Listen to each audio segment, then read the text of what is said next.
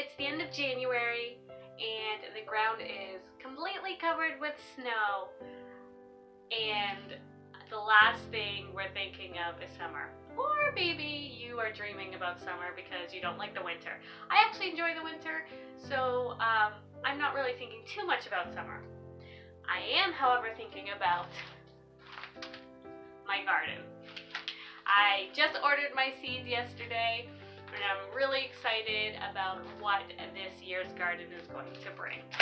But today I just wanted to share with you a little bit about starting your garden, especially if you are a beginner or you've never gardened before or you don't have that much experience.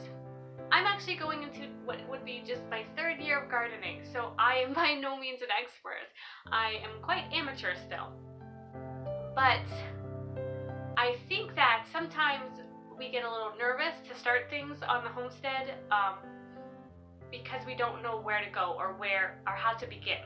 When I started researching about how to garden properly, I found that I got overwhelmed by all the information I could find online. And with homesteading and gardening, there's so many tips and tricks, and generally there's not just one way to do things. And so that can complicate things even more because sometimes it feels like you get conflicting information. So I remember when I started gardening, when I was doing the research, I was talking to a friend who's been gardening for years, and she said, you know, I'm so amazed that every year I just put seeds into the ground and things grow. And that really stuck out to me because obviously it's a little more than that, but she was basically saying like she just didn't overcomplicate it. She put the seeds in the ground and every year things grew. And every year she improved on that. And that's the biggest thing I think with gardening is when you go to garden for the first time, more than likely you're gonna have successes and you're gonna have failures, and you learn from that. As we enter our 3rd year, I've already learned so much, and a lot of it is just by doing. Or if I'm doing something and I found something wasn't working, then I start researching, and then things start to make sense and I'm able to piece it together. So I want to give you guys some tips on starting your garden. And the first one obviously is just to begin. Don't be afraid, just jump in, just do it. Just get, a few seed packs and try it out. Because again, you'll learn by doing. The second thing is, I think it's really important to start off small. We all want these beautiful, gorgeous gardens. But if we jump in with both feet that way, chances are we aren't going to succeed as well as we would if we had started a small garden, and we might become overwhelmed and just throw our hands up in the air and give up. So the first year we gardened, our garden was quite small. Last year we had kind of built we built fences and the gate, and we were able to grow our garden that way. And this year we will grow it even more.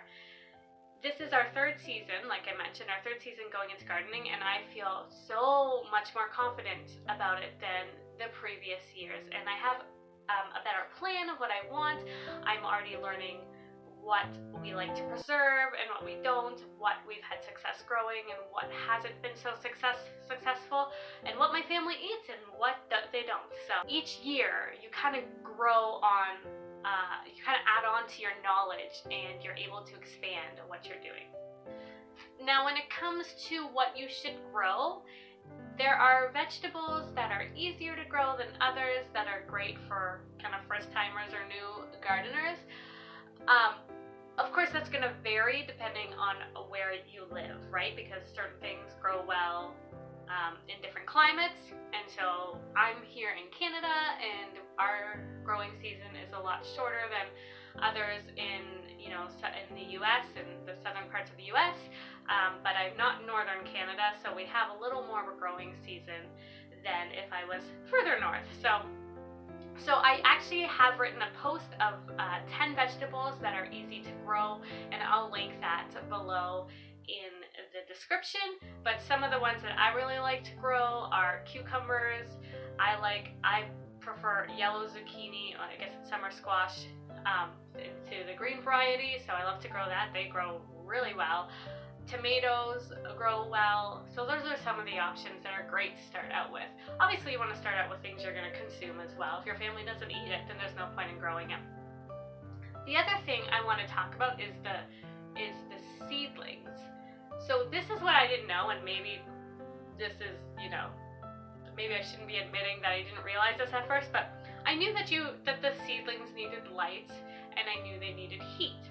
What I didn't realize is that before they germinate, like as they're germinating, you need them to be in a dark space and constantly moist. They can't dry out. So the first year I really struggled with my seedlings. Not only did I struggle for them to grow, but once they grew, I think I killed most of them. Again, you learn, and last year I was much more successful. Although I did kill some, I killed a lot less. But what I did not realize, like I said, was that this before they pop up and they, the little seedling pops up and is green, they need to be moist and they need to be dark. So what I did is I put them all in the wood stove room where it was nice and warm. I constantly made sure they were damp, and I put bags over them, and so the bags would keep it moist as well.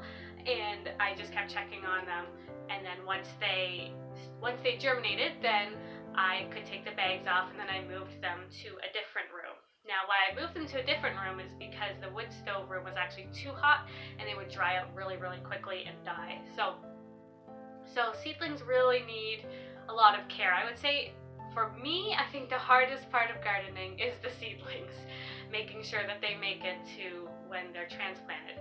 And that's another thing that I learned is about the hardening process. And so the hardening process, I didn't know what it was, but basically you take your seedlings when they're ready to be planted. You got to take them, I don't even know how many days, I'd have to look that up again, but I want to say like 7 days or so. Maybe that's not enough, or maybe that's too many, but anyways, roughly something like that. And you put them outside for a few hours each day, extending the hours each day to harden them off. And basically what that's doing is that's helping them learn to adjust to the wind and to the heat of the sun, because if you just transplant them right away into the garden, chances are they will not make it and they will die. These are things I never knew. So last year, again, we had so much success with transplanting. I was so excited, and I really took the time for the hardening process, and that really helped. So it's a little annoying carrying all your seedlings outside. I'm sure there's like a better system that people have, especially if you have a greenhouse or something like that, but we don't have that here. So literally every day it's taking them out and putting them outside, making sure the dog doesn't go near them, and bringing them back in. And so those are just some of the small tips I have to start gardening. There is so much more, obviously, and I'm still in the learning process, but those are some of the key things that I had learned. I think it's amazing to grow your own food. I think it's amazing to be able to feed your family from your property just by putting seeds into the ground. And so our goal this year is to grow even more so we can preserve even more, because I would like to be able to live off of more of our food in the winter. Eventually I'd love to be able to do a large portion of preserving our own food for the winter, for the whole winter until the next season. But again, we're just in our third year, and so that's the biggest thing with anything on the homestead. You just have to I think that you have to know that you're going to fail at things, and that's how you're going to learn. And it generally doesn't come all at once. It doesn't come easy all at once, and it's just a learning process that takes time, that takes effort, and you are going to learn from those mistakes. And so the biggest thing is that everything on the homestead is a learning experience. I know I used the word failure in this video multiple times, but honestly, I don't even see it as an actual fail, because it's something that you learn from and you grow from, and you learn how to be a better homesteader from those times that you make mistakes or that things don't turn out how you want to.